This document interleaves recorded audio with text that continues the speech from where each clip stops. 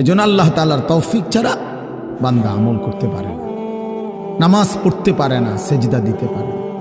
কত ছেলে দেখেন না, চোখের সামনে এক ওয়াক্ত নামাজ পড়ে না, জানেও না সে মানুষের বাচ্চা নাকি জানোয়ার, এটাও জানে না।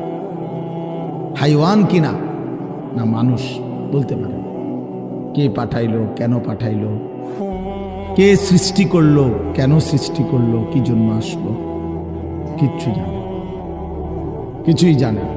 লক্ষ্য উদ্দেশ্যহীন, গন্তব্যহীন এক পাগল, মাতাল, ছাগল, যা মন চায় তাই করে, যা মন চায়। এটা জিন্দিগি আর কি। এ তো লক্ষ্য উদ্দেশ্যহীন জীবন, জন্তু জানোয়ারের জীবন। মুসলমান তো তাকে বলে যার সুনির্দিষ্ট গন্তব্য জানা আছে।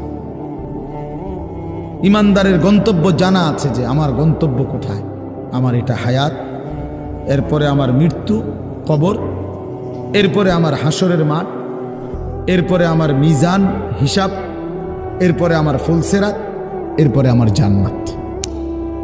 আমার টার্গেট জানা আছে, আমার গন্তব্য জানা আছে। আমি থামবো সেদিন, জান্নাতে যাব যেদিন।